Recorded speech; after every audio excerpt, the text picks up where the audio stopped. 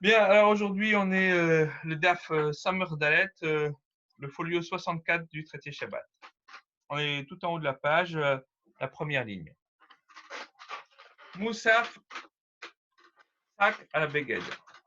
Donc, il y a un aspect spécifique pour le sac, c'est-à-dire un tissu qui est fait à partir de poils de chèvre par rapport à un vêtement qui est tissé et qui est fait avec des fils, on va dire, d'usage normaux, en coton, en laine, en ce que vous voulez. Chez le Tamé Mishum Harig, parce qu'il reçoit l'impureté rituelle, même en tant que quelque chose qui est Harig, c'est-à-dire tissé. Alors, la Gemara, elle pose la question, elle dit Hatu Begel Davarigu. Qu'est-ce que tu me racontes? Ça voudrait dire qu'un vêtement normal, c'est pas quelque chose de tissé? Bien sûr que c'est tissé. Alors, la Gemara dit Achikamar. Voilà ce qu'elle a voulu dire la Braïta. Donc, sauf ça qu'à la Beged, le supplément qu'il y a entre le sac, c'est-à-dire ce tissu fait de poils de chèvre, sur le Beged, sur le vêtement fait de tissage avec des fils, on va dire, plus habituels, Afalpi chez Noarig, tamé. C'est que le sac, même si ces poils de chèvre ne sont pas tissés, eh bien, il est quand même apte à recevoir l'impureté rituelle. Alors, Gmara dit, bon, ok, c'est très bien tout ça, mais les maïchazi, ça me sert à quoi? Il faut que ça soit utile à quelque chose. Qu'est-ce que je fais avec des poils de chèvre qui n'ont pas, qui sont, entre guillemets, grossièrement reliés ensemble? Alors, Gmara dit, Amar Rabbi Yochanan, Sheken Ani Kolea Shalosh Nimim, Vetole de Sarabito. Rabbi Yochanan dit parce qu'un pauvre, il va rouler ensemble, il va torsader ensemble 3 fils de poils de chèvre, et ce résultat, il va le suspendre au cou de sa fille, par exemple, pour mettre des petits bijoux dessus. Donc, c'est vraiment un ornement du pauvre, on va dire. Tano Rabbanan, nos sages enseignent. Sac, que quand on parle des choses qui sont aptes à recevoir l'impureté par un reptile, Sheret, le verset dans la Torah dans Vaïkra, il parle de sac. Elle a sac. On peut apprendre de ce qui est apte à recevoir l'impureté rituelle que le sac, c'est-à-dire quelque chose qui est fait à partir de poils de chèvre qui ont été grossièrement tissés. Parce que c'est comme ça que se vêtissent les bergers. Et minaïn, les rabots et takilkili. Alors, d'où est-ce qu'on sait que on peut apprendre aussi de ça pour le kilkili? Le kilkili, c'est la lanière de poitrail des bêtes, betahabek, et ça, c'est le lanière qui entoure le poitrail de la bête. Donc, le poitrail et le ventre de la bête. Donc, Talmud Lomar, au sac. La Torah vient nous apprendre ça hein, parce qu'il est marqué ou un sac. Le terme au est superflu. Il n'y a rien de superflu dans la Torah. Donc, ce terme au superflu, il vient nous apprendre quoi? Que même ces choses-là sont à même de percevoir, de recevoir la Touma, l'impureté rituelle. Alors peut-être on va dire que ça vient aussi nous permettre d'inclure les Chavalim et Tamishichot, ce sont des cordes pour mesurer. Et donc, et c'est fait à partir de poils de chèvre qui n'ont pas été tissés. Et que grâce à elles aussi peuvent être donc, seraient donc peut-être potentiellement aptes à recevoir la Touma impureté rituelle. C'est pour ça que la Gemara vient nous dire que le verset vient nous enlever cette idée-là et que la Torah, elle dit que ça doit être sac, quelque chose qui vraiment reste dans ce cadre-là. Masak tavoïbari. Alors le sac, c'est un vêtement qui est fait à partir de fils de chèvre qui après ont été tissés. Et afkol tavoïbari. Là aussi, ça doit être fait avec quelque chose qui a été filé et tissé. Et s'il n'y a pas les deux actions, eh bien, ce n'est pas un vêtement, ça n'a pas le guéder, la définition halachique de vêtements, et ça n'est donc pas à même de recevoir la touma, l'impureté héritière. Alors la Gemara, elle rapporte encore une autre chose par rapport à ces poils de chèvre. Omer, Bemet, le verset, il nous parle des vêtements qui ont été touchés, contaminés par quelqu'un qui a été en rapport avec la mort. Et la Torah, elle dit justement que tout vêtement, et tout ustensile en peau, et tout ce qui a été fabriqué à partir des poils de chèvre, eh bien, devront être purifiés. Sous-entendu, ils sont aptes à être contaminés par quelqu'un qui a été en contact avec la mort. Et donc, ils doivent être purifiés. Et le mot kol est aussi vehol ma'asezim, les rabot akilkeli vetahabek. Ça viendrait inclure kilkeli vetahabek, c'est l'anière faite en poil de chèvre de manière grossière, et pour dire qu'ils sont aptes à recevoir l'impureté qui provient de la mort. Et on ne devrait pas dire que ça ne concerne qu'un vêtement qui a été fait par filage filage du poil et tissage après de ces fils. Ouais.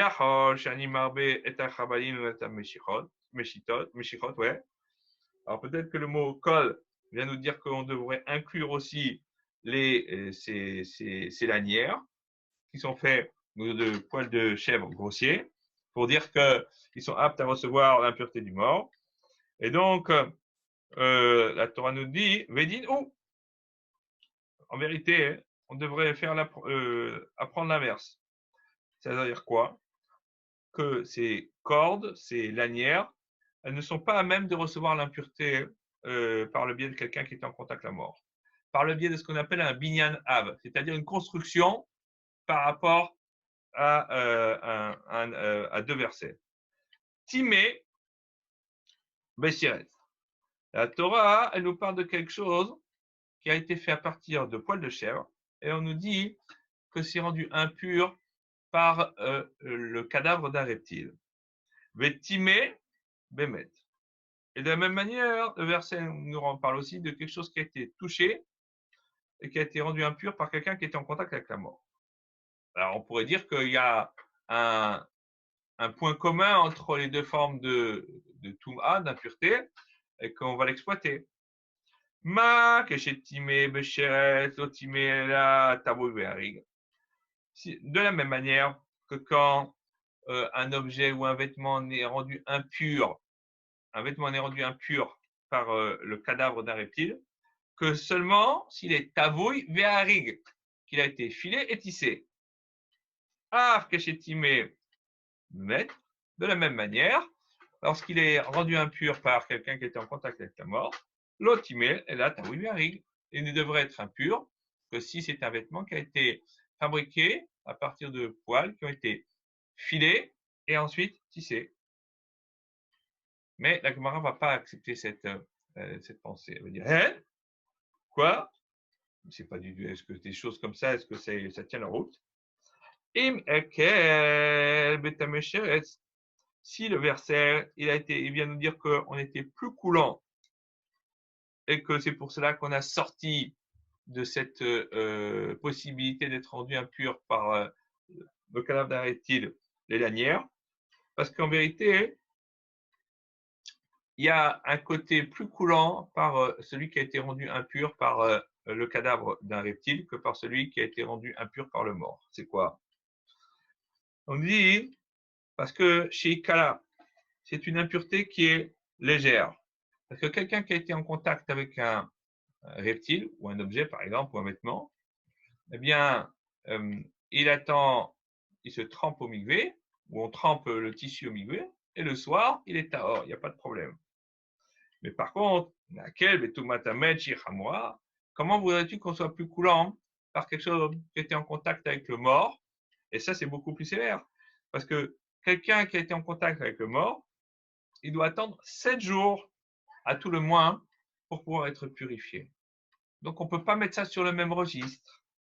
Et c'est pour cela que les lanières sont sorties du registre de ce qui est à même d'être rendu impur par le reptile.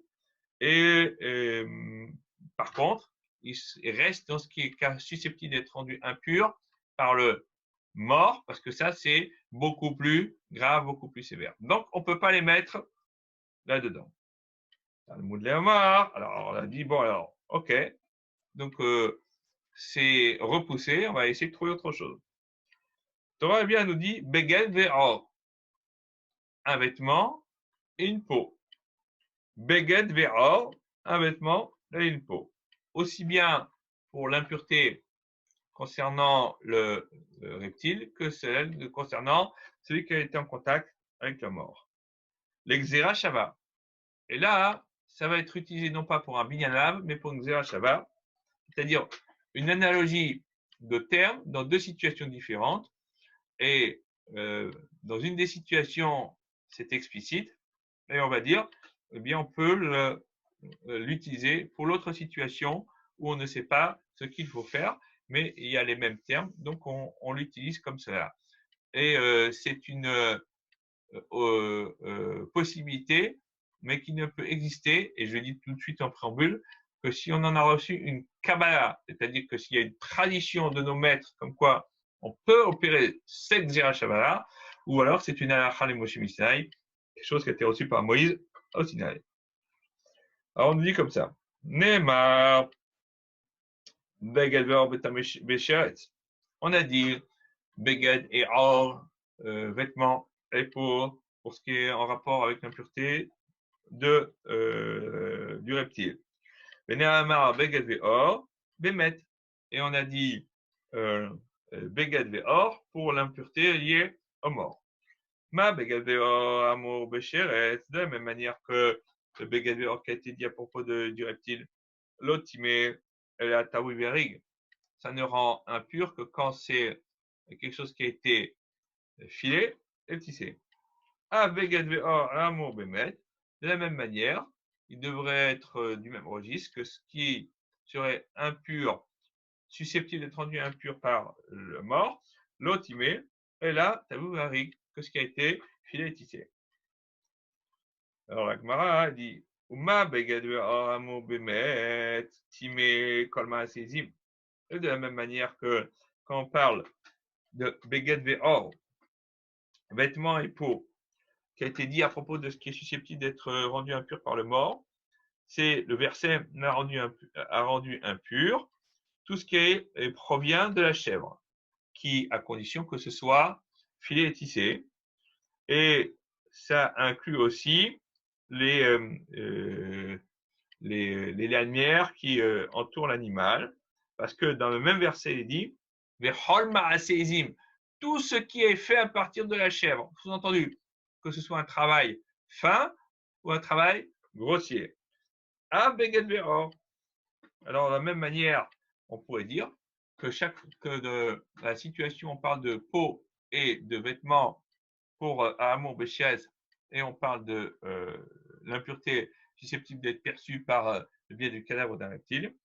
Timé, comme que la Torah, elle sera d'accord de dire que dans ce cas-là, tout ce qui est fait à partir de poils de chèvre devrait aussi être rendu impur par le reptile. Alors on nous dit, on a pu apprendre de ce verset et des interprétations qu'on a vues que c'est quelque chose qui vient des chèvres. Nous sait-on que ça peut aussi s'appliquer de ce qui vient de la queue du cheval ou la queue de la vache, du crin de cheval, si vous voulez, ou du crin de vache. Hein, le fil, on le prend, on va en faire des fils, hein, et après on va le tisser. Talmud Lomar, au sac, le verset de la Torah vient et nous dire par rapport à l'impureté liée au reptile, au sac. Là, le mot supplémentaire, on l'a déjà dit, c'est eau. Et donc, on va l'utiliser pour quelque chose qui ressemble à un sac. Et c'est quoi c'est-à-dire quelque chose qui sont faits, par exemple, à partir de crin de cheval ou de crin de vache. Ah, mais pourtant, le mot O, tu as déjà utilisé pour nous dire que même ces lanières que l'on met autour de l'animal, quel qu'il est le chabek, ils peuvent être à même de recevoir l'impureté du reptile. Et donc, comment est-ce que tu peux réinterpréter ces mêmes mots pour une autre interprétation en disant que tu peux aussi rendre impur ce qui a été fait à partir de crins de vache ou de chevaux. Alors la Gemara dit, ah, Némilé, quand est-ce qu'on a dit que ces lanières peuvent être aptes à être recevoir l'impureté d'un reptile par le fait qu'on ait le mot O qui a été dit, Mikame delite xerashava. Ah, c'était en fait, quand est-ce qu'on avait utilisé ça? C'était avant qu'on utilise la xerashava pour dire beged ve'or. Mais maintenant que l'on a, on va dire, changé notre fusil d'épaule et qu'on a utilisé une xerashava pour interpréter ces versets, Ashta deati xerashava, non qu'elle est venue la xerashava. D'accord? On ne peut pas la réutiliser à l'infini. Une fois qu'on l'a utilisée une fois, on ne peut pas faire des réinterprétations des mêmes mots superflus. Ça ne marche pas. Alors on nous dit, Haïtouré, et donc si on se voit que le mot O est, alors on dit comme ça, donc maintenant qu'on a utilisé la xerashava, et on en a déduit qu'on doit exclure les lanières de la possibilité de recevoir l'impureté du mort, parce que de la même manière qu'elles ont été exclues de la possibilité de recevoir l'impureté du reptile. Et de cette xerashava, on apprend que l'on peut inclure les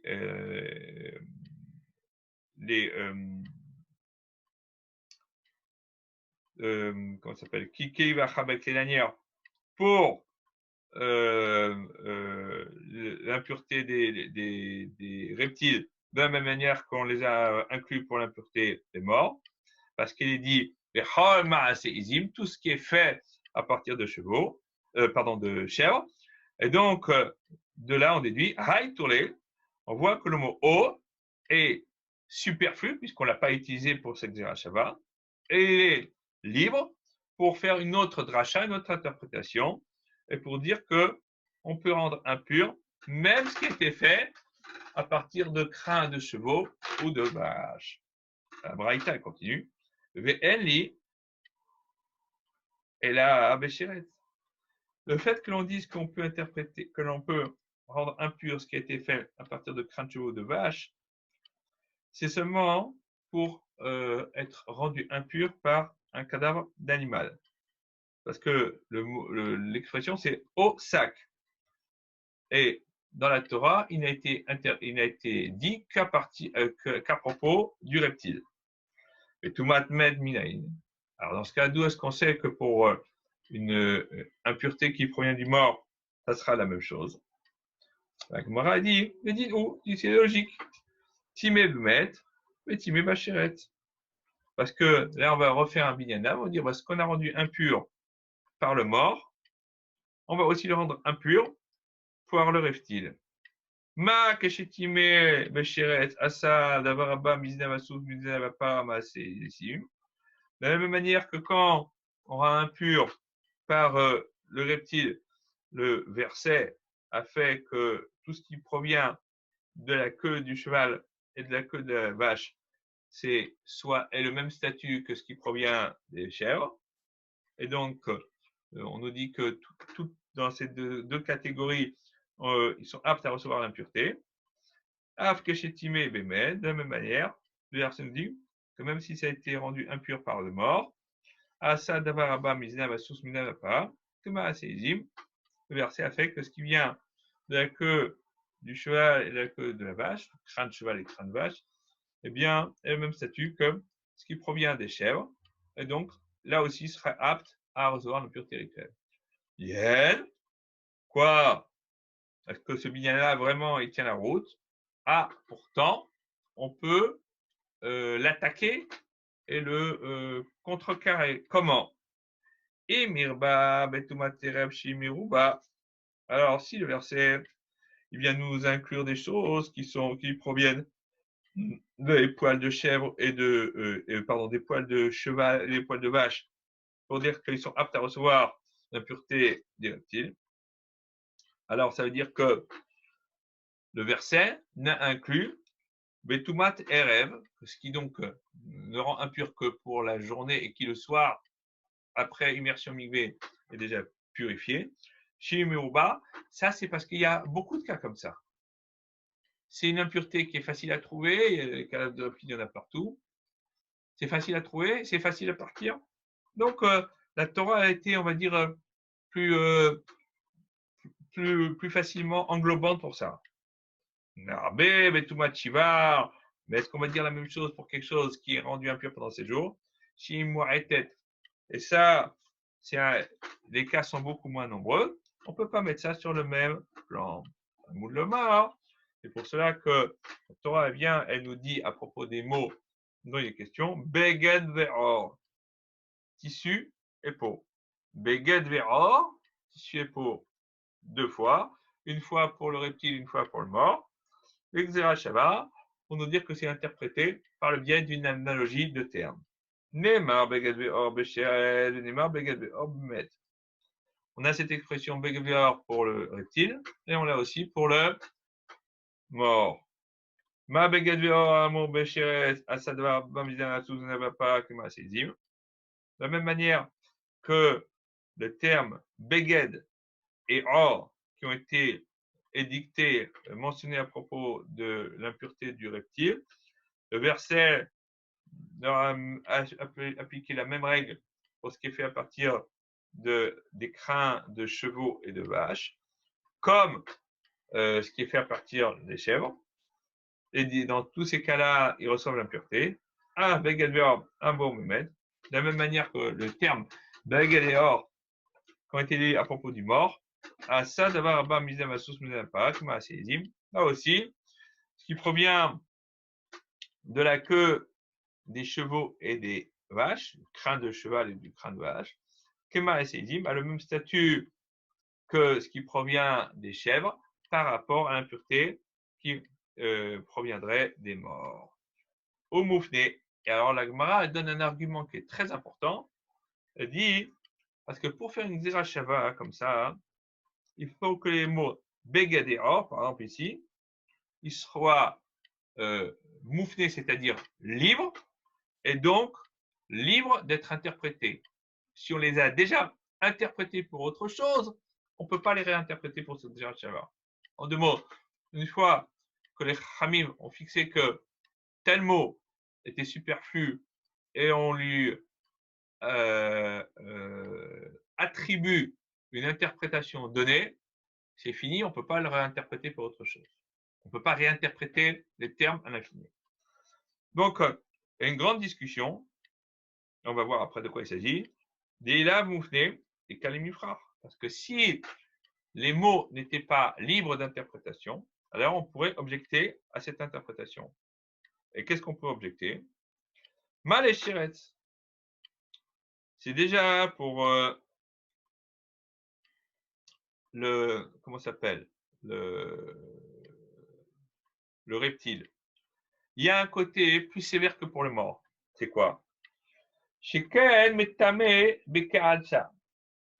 que même s'il y a la grosseur d'un grain d'orge d'un reptile qui est là et ça touche, c'est mort, c'est le cas de dire, ça rend impur.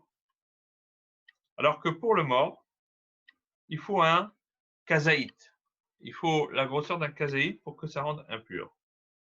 Et donc, on peut dire que c'est juste uniquement pour le chéretz, pour le reptile, qui de ce point de vue-là est plus sévère dans ses attributions que le mort, qu'on a cette particularité pour dire que ça rendra impur même quelque chose qui est fait à partir des crânes de chevaux ou de vaches. Et ça ne serait pas le cas pour l'impureté qui provient du mort.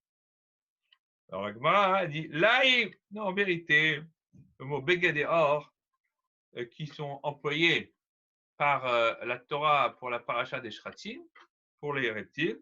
Afnouye moufné, c'est totalement libre. Alors, on dit comment? Miké des Sitka chez Shirvazera, étant donné que l'impureté liée aux reptiles est associée à l'impureté liée à la matière séminale, dire-t-il, parce qu'il est marqué dans la Torah, Ish Ashertit Semimeno Shirvazara, un homme duquel sortira de la semence. Et c'est un méché, et dans le verset qui est juste après, donc qui lui est associé, il est marqué de suite Ish Asheriga Bechol Sherez, un homme qui touchera tout reptile mort. Donc, la proximité des versets, elle crée ce qu'on appelle un Hekesh, une association, des règles qui sont appliquées à l'un, à l'autre. Au côté B, est marqué à propos de celui qui touche la semence. Tout vêtement et toute peau sur lequel il y aura de la semence, et il sera lavé dans l'eau, et il sera impur, donc trempé au milieu, et il sera impur jusqu'au soir. Et le soir venu, l'affaire est réglée, il est utilisable. Donc de là, on apprend que le beged, le vêtement de la peau, ils reçoivent eux aussi l'impureté d'un reptile, de la même manière qu'ils reçoivent l'impureté de la matière séminale. Et donc, beged ve'or de katabra hamana veshiret, la mali. Dans ce cas-là, si on sait déjà ça, alors pourquoi est-ce que la Torah, elle réécrit concernant l'impureté liée au shéretz, au reptile, le mot beged et or? On connaît déjà la règle par le verset d'après. Donc de là, tu vois que si on connaît déjà la règle qui s'applique à eux par un autre verset, c'est-à-dire que ces mots-là sont libres et qu'on peut donc les utiliser pour une dracha, pour une interprétation, en l'occurrence une xerashava, si c'est de cela qu'on parle. Alors on dit, ah mais pour l'heure, ça n'est libre que d'un seul côté. Ah, parce qu'il y a une grande discussion entre Rabbi Ishmael et les Chachamim dans la Gemara d'Onida pour savoir à quel point est-ce que les versets doivent être, les mots superflus doivent être libres pour pouvoir être interprétés par une Xera Shabbat. D'après Rabbi Ishmael, même s'il est libre que d'un seul côté, c'est suffisant pour faire une Xera Shabbat. Mais les Chachamim disent non, il faut que ça soit libre des deux côtés. Bon. Alors, Anicha, les mandé Amar, d'après ça va bien, d'après celui qui dit Mouf de Mitzadecha Lemidin, Ven Mashivin.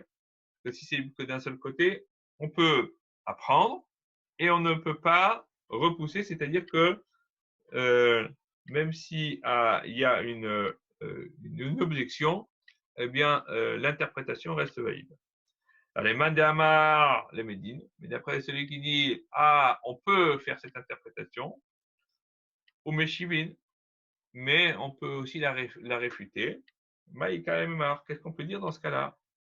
Et donc on pourrait dire que l'impureté liée au reptile, elle est plus sévère que l'impureté liée aux morts parce que par un point, c'est-à-dire pour le reptile, c'est la grosseur d'un grain d'orge, pour le mort, il faut le volume d'un kazaït, d'une olive. Et par contre,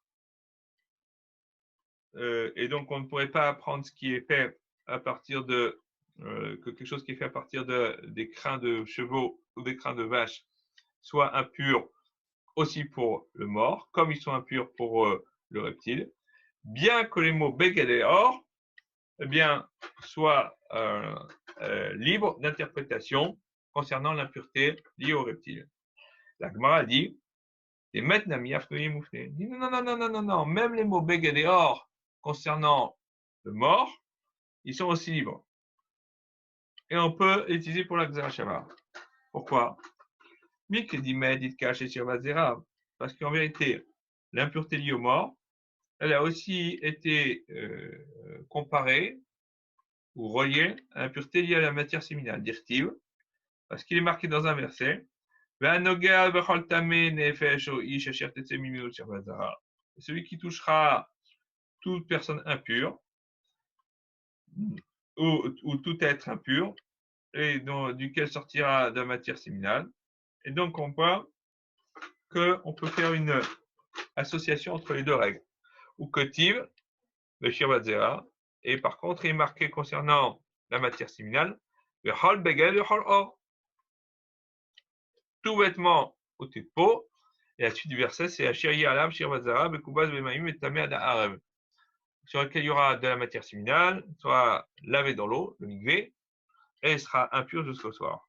Et donc, de là, on peut apprendre, de ce Hekesh, de cette association, que aussi bien le vêtement que le tissu que la peau, eh bien, sont aptes à recevoir l'impureté du mort, de la même manière qu'ils peuvent la recevoir par le biais de la semence, la matière séminale. Et donc, Beged Ve'or, Hamana Bemed, donc le terme Beged Ve'or que la Torah a employé par rapport aux morts, la Mali, ils me servent à quoi, puisqu'ils sont libres? Shma Mina, donc de là, on te dit qu'ils sont là pour nous permettre d'être libres pour une interprétation, pour une Xera Shabbat.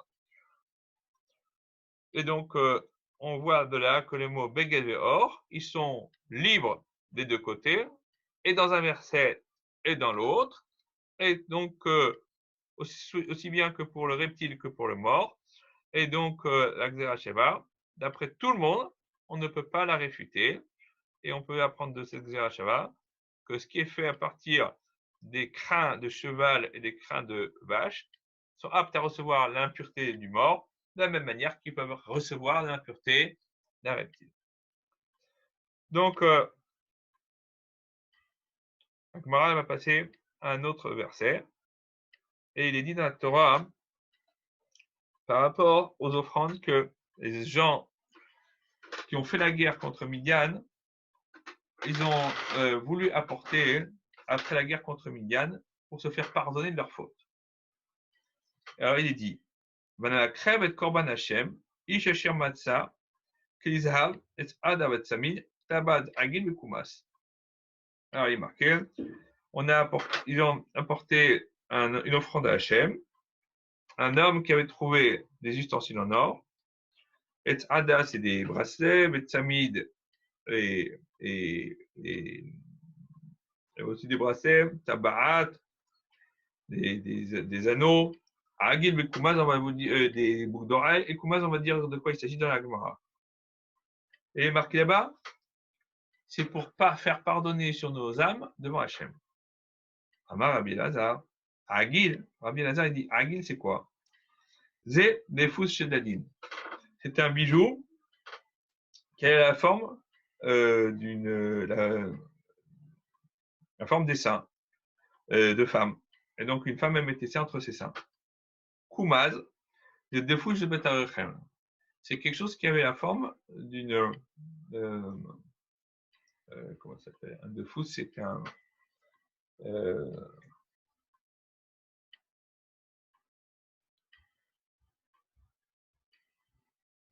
Quelque chose qui sert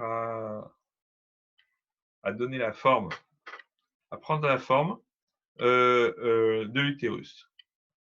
Amar Rav Yosef dit, Machor. Alors on comprend maintenant pourquoi est-ce que dans le Targum de Onkelos, donc sur la Torah, si c'est vraiment ce qui a la forme de l'utérus, on comprend pourquoi est-ce qu'Onkelos il a traduit ce mot de Kumaz par Machor. Et Machor, c'est quelque chose qui veut dire de la moquerie en araméen. Et manque d'avoir un mébi l'idée Girhour. Quelque chose qui amène à la moquerie. Sous-entendu, c'est quelque chose qui sont des ustensiles de débauche, j'en ai pas question ici. Et la débauche, elle est associée à la moquerie, à la plaisanterie, etc., à la légèreté de mœurs et de paroles et d'attitude. Amar les Rabat dit, Megoufa des crash mamina. Même du sens même du verset, on apprend de là. Pourquoi? Kumaz, c'est quoi? C'est l'acronyme de 3 mots. Kan, Mekom, Zima. Ici, et se trouve la débauche. Donc, c'est pour cela que ces termes étaient là. Alors, moi, dit, sauf Moshe, alors Moshe il s'est mis en colère contre les chefs de l'armée. Amar Rav Nachman Amar Rabba Baravoua. Rav Nachman a dit au nom de Rabba Baravoua. Amar Laen Moshe Israël. Moshe il a dit à Israël, Shema Chazartem, peut-être que vous êtes revenus à votre dépravation première, parce que vous aviez fauté pendant la guerre avec les filles de Moab. Peut-être que là, vous avez refait la même chose avec les filles de Midian. Alors, il dit, c'est peut-être pour ça que vous avez besoin de vous faire pardonner quelque chose. Pourquoi vous venez vous faire pardonner? Si vous venez vous faire pardonner, c'est que vous avez fait une faute. Amroulo. Alors, les chefs de l'armée lui ont dit, Lo nifkan mimenu ish. Il manque personne parmi nous. Sous-entendu, personne parmi nous ne s'est mal comporté. Tout le monde a fait la guerre comme il fallait, proprement, et il n'y a eu aucune débauche, aucune dérive. Alors là, il y a une capare à la main, elle va dire, alors, dans ce cas, pourquoi vous avez besoin de vous faire pardonner quoi? Amroulo, ils lui ont dit, si d'une faute physiquement accomplie, nous sommes quittes, mais des iour, mais par contre, de la pensée de la faute, on n'est pas quitte. On a pensé fauter, c'est vrai. On n'a pas fauté, mais on a pensé fauter. Comme on a pensé fauter, on va se faire pardonner. Miad, alors après qu'ils aient dit ça, alors Moshe a dit, Vanakreb ben korban Hashem. Dans ce cas, apportez l'offrande à Hashem pour faire pardonner votre pensée de faute. Tana de Rabbi Ishmael. Rabbi Ishmael, au Beth Midrash Rabbi Ishmael, on a enseigné. Nema, Usrechu Israël chez Ador Kapara. Pourquoi est-ce que les enfants d'Israël qui étaient dans cette génération-là, ils avaient besoin de se faire pardonner après la guerre contre Midian? Mipene, on tourne la page. Chez Zanu NN Mina Erva. Parce que leurs yeux se sont nourris de la débauche. Donc, ils n'ont rien fait de mal, mais leur regard était libidineux. Et à cause de ça, eh bien, ils devaient se faire pardonner. Amar Rafshechet Rafshechet enseigne. Mipnema Manakatov Tarshitin Shebachutz. Tarshitim Shebifnim. Alors, pourquoi est-ce que le verset de la Torah concernant le butin de guerre de Minyan a mis sur le même plan les bijoux qui se mettaient à l'extérieur, les bracelets, les anneaux, les boucles d'oreilles, avec ces bijoux qui se mettaient sur les parties intimes des femmes? Pour dire que quiconque regarde, pas un regard quelconque, mais un regard libidineux, même sur le petit doigt d'une femme qui n'est pas la sienne, quoi. C'est comme s'il regardait ses parties les plus intimes. Et donc, effectivement, c'est quelque chose d'une extrême gravité. Nouvelle Mishnah. Yotza Isha, Bechute Sea. Une femme peut sortir le Shabbat dans le domaine public avec des cheveux qu'elle rajoute avec ses cheveux attachés à sa tête. Ben Mishila, que ce soit ses cheveux, elle fait pousser ses cheveux, elle les coupe, elle les rajoute sur sa tête pour en faire une coiffe. D'accord? Ben Michel Khamarta, ou alors elle prend les cheveux d'une autre. Ben Michel Bema, ou alors des crins d'animaux. Ou Betotafot Serbitine, et avec des diadèmes et des couronnes. Elle a le droit aussi de sortir dans le domaine public le Shabbat. Bisman Chentefourin, à condition que ses coiffes soient cousues sur sa coiffe normale qui couvre ses cheveux. Et comme il s'agit d'une femme mariée, on n'a pas la crainte qu'elle va vouloir montrer à ses amis puisque c'est cousu. Et donc, pour le montrer, elle devrait se découvrir la tête et ça, on est sûr qu'elle le fera pas dans le domaine public. Bekaboul, ça c'est cette fameuse, ce fameux morceau de tissu en laine qu'elle met sous sa coiffe pour retenir ses cheveux qui dépassent. Ou Bepéanochit, c'est ce qu'on appelle aujourd'hui une perruque, mais c'est pas forcément une perruque aujourd'hui. Les Khatser, elle peut sortir dans la cour de la maison. Bémor, elle a aussi le droit de sortir le Shabbat avec un morceau de tissu tendre ou du coton ou quelque chose dans ce genre-là. Chez Beozda, qu'elle mettrait dans l'oreille. Par exemple, si elle a des écoulements de liquide dans l'oreille, pour absorber cela, pour éviter que ça la gêne. Ou bémor chez Bessandela, ou alors elle peut mettre aussi du tissu tendre ou du coton dans ses chaussures pour le confort de la marche. Ou bémor chez Kina Nidata, ou alors là aussi des matières tendres ou du coton qu'elle met pour absorber le sang pendant ses règles, pour éviter de salir ses vêtements.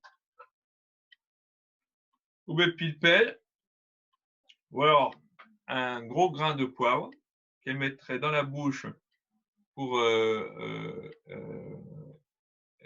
annuler une mauvaise odeur qu'elle aurait dans la bouche.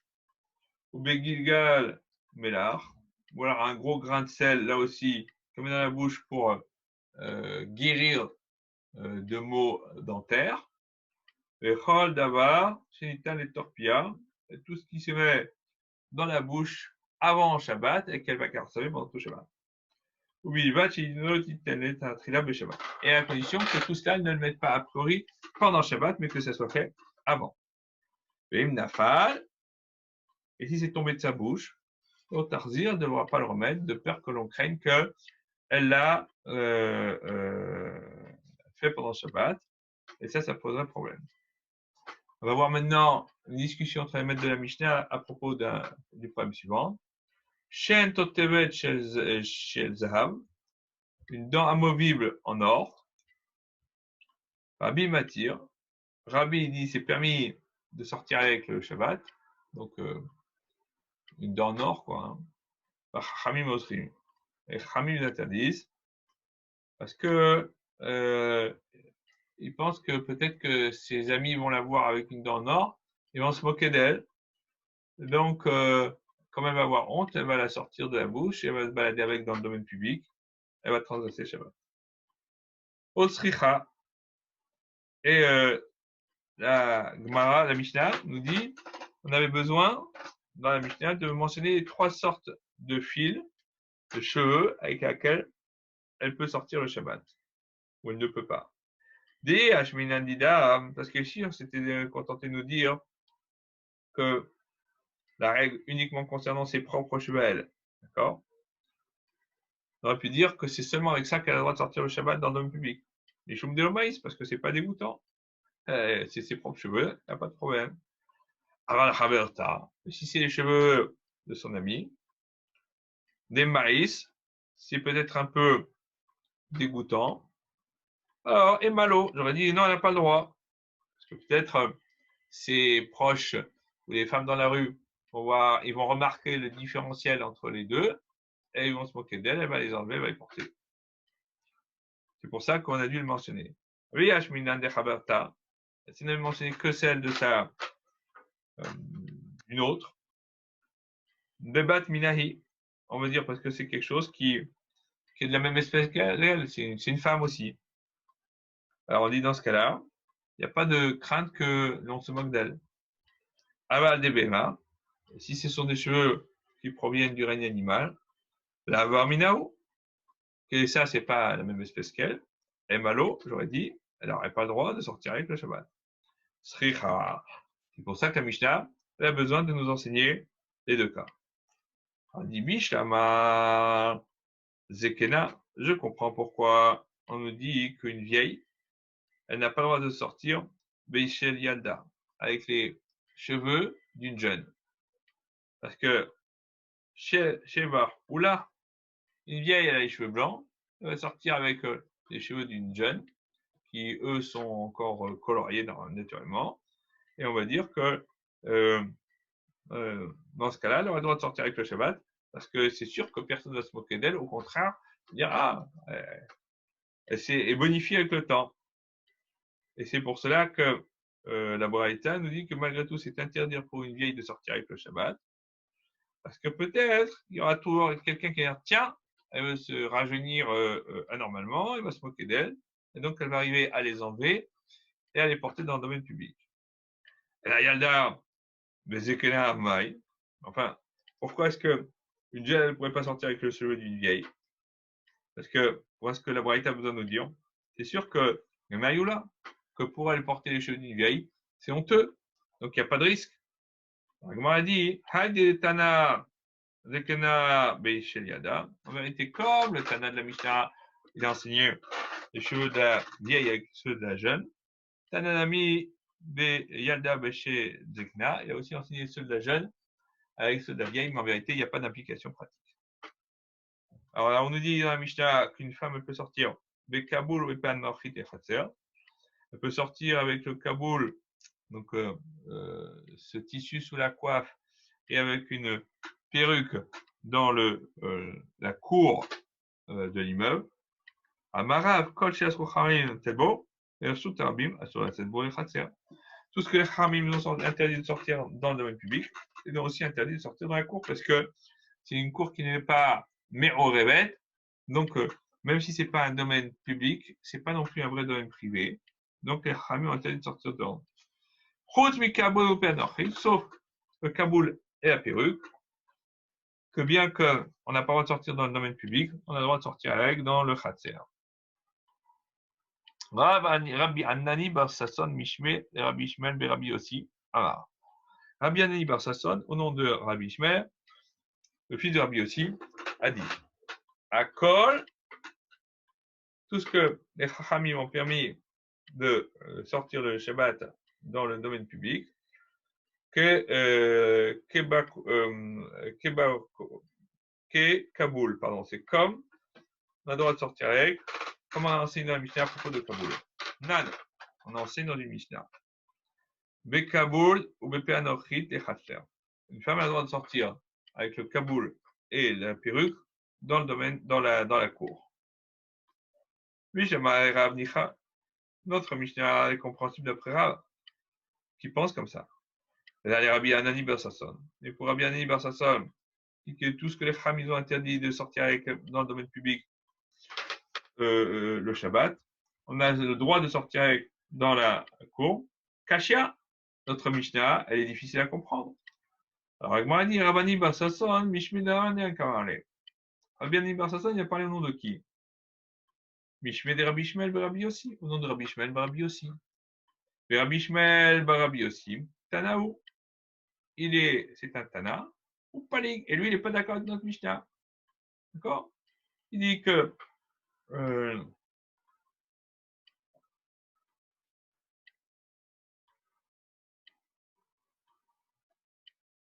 il n'est pas d'accord, il exprime son opinion, c'est-à-dire qu'il n'y a pas de problème. Verav, et l'opinion de Rav, Maïshana Yani, en quoi est-ce que ça diverge cela, ces deux cas de Kaboul et de la perruque, pour dire qu'on a le droit de sortir avec dans la cour, de tout ce qui a été interdit de sortir avec dans la cour, la Gemara dit, Amaoula, et là-bas, c'est différent. Pourquoi est-ce qu'on a donné une permission spéciale dans la cour et pas dans le domaine public? Que des chilotis gagner al-bara. C'est pour qu'une femme ne soit pas euh, euh, rendue dégoûtante devant son mari. C'est-à-dire qu'elle ne soit pas négligée. Parce que si on lui interdit de totalement porter des bijoux et de se farder, ben le mari va trouver que il n'y a plus de raison il va la trouver dégoûtante. Quel est Tania? Comme on en plein dans la Braïta. Alors, on va expliquer de quoi il s'agit.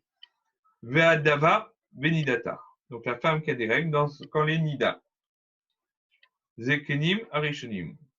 Les sages, les anciens, ils avaient interprété le verset comme ça, benidata, comme le sens obvié. C'est-à-dire qu'une femme qui a vu du sang, qui a donc vu ses règles, elle serait considérée comme quasiment presque en exil, en dehors de toute relation de son mari, pas simplement physique, mais même mentale. Et c'est pour cela qu'ils ont considéré qu'une femme, quand elle était nida, amro, silotikrol, elle ne devrait pas se farder les yeux, le tifkos, elle n'avait pas le droit non plus de mettre du rouge, de la poudre rouge, de la crème sur les joues, donc pas le droit de se maquiller. Le cachette, le big des souvenirs, ne devait pas porter des beaux vêtements bariolés. Et donc, elle avait vraiment une figure terrible, elle faisait peur à voir. Hachiba Rabbi Akiva, jusqu'à que Rabbi Akiva arrive, Benimed, il a enseigné. Imken, Atam Megana al-Ba'ala.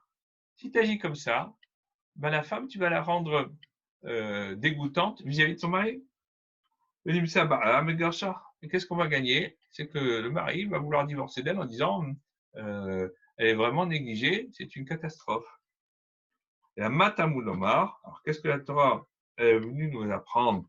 Vadava Benidata, avec ces versets. Benidata te, elle reste nida, ils n'ont pas le droit d'avoir de proximité physique. Achetavo Bamaim, tant qu'elle n'est pas elle ne s'est pas immergée dans l'eau, c'est-à-dire dans l'eau du migvé. Mais ça n'empêche pas de conserver le droit et le devoir de se maquiller, de porter des beaux vêtements et de pouvoir avoir un air respectable et civilisé. Amar Rabbi Yehuda Marav, Rabbi Yehuda dit au nom de Rav, comme Makam Shasu Chachamim, chaque cas où les Chachamim ont interdit de faire une action, Mibne Maritain, à cause de la crainte de ce que l'on va penser. D'accord? Ça s'applique même dans l'intimité la plus grande, même dans la chambre. Personne ne nous voit. Assour, c'est interdit de le faire. Nan, la Mishnah nous dit, vélo, bezoug. Un homme n'a pas le droit de sortir le Shabbat avec un âne dans le domaine public qui porte un zouk, c'est-à-dire une cloche. Afalpi, chez Pakou. Même si la cloche, on y a mis du coton dedans et donc elle ne sonne pas, on ne le fait pas. Pourquoi? Parce qu'on a peur qu'il va l'amener au marché pour la vendre. C'est ce que les gens risquent de penser.